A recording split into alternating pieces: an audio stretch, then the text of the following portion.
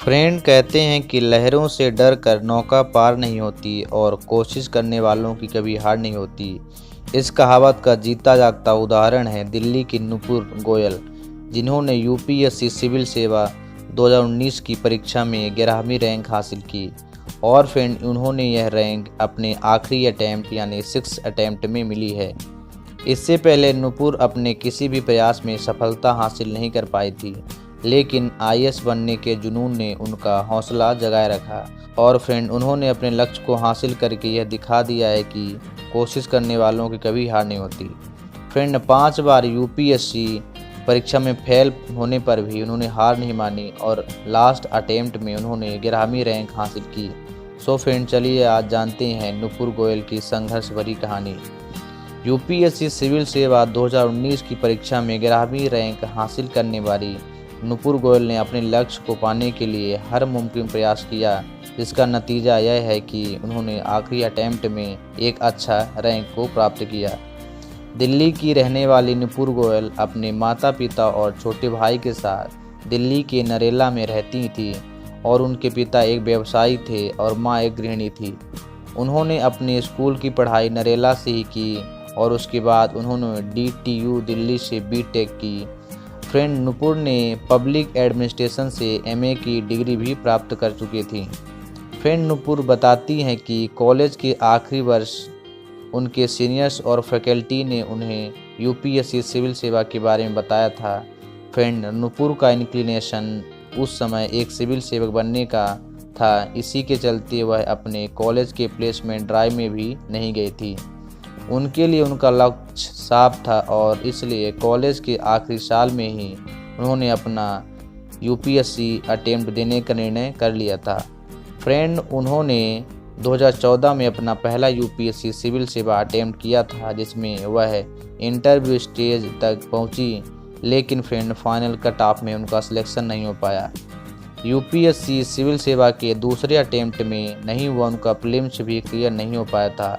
But friend पहले ही attempt में interview तक पहुंचने के बाद नुपुर का कहना था कि उनका कॉन्फिडेंस काफ़ी बढ़ गया था। उन्हें विश्वास था कि वह उस साल परीक्षा पास कर लेंगी और इसलिए उन्होंने अगले अटेम्प्ट की तैयारी नहीं की, परंतु उनका रिजल्ट उनके अपेक्षा के अकॉर्डिंग नहीं आया और उनके पास प्रीलिम्स 2015 की तैयारी करने के लिए ज़्यादा समय भी नहीं था।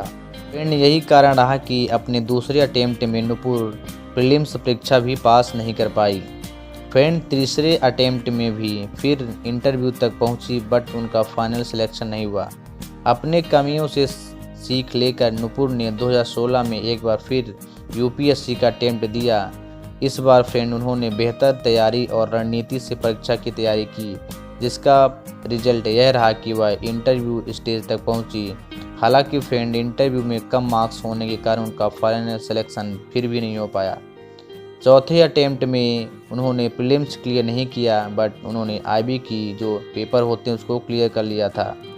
फ्रेंड नुपुर कहती थी कि 3 बार असफल होने के बाद वह हताश जरूर हुई, परंतु खुद पर भरोसा रखकर उन्होंने एक बार फिर परीक्षा देने का फैसला किया।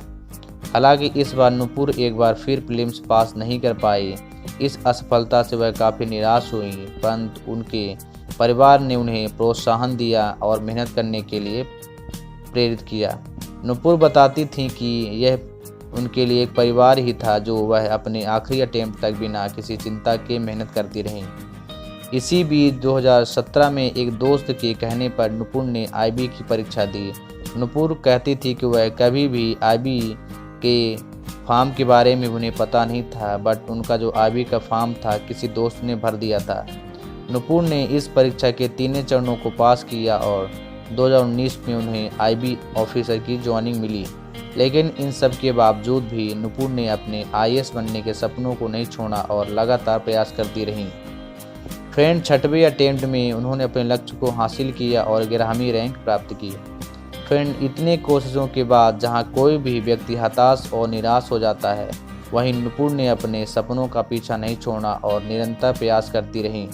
2018 में अपने 5वें अटेम्प्ट में भी वह असफल रहीं, परंतु हार नहीं मानी। एक आखिरी कोशिश करने के लिए अपनी मेहनत और लगन और डिटर्मिनेशन से फिर प्रयास किया और एंड फाइनली उन्होंने 6th अटेम्प्ट में 11वीं रैंक हासिल कर अपनी सफलता को सफल कर लिया। फ्रेंड, नूपुर की यह यात्रा न केवल सराहनीय है बल्कि हमें जीवन में किसी भी परिस्थिति में निराश न होने के लिए भी प्रेरणा देती है।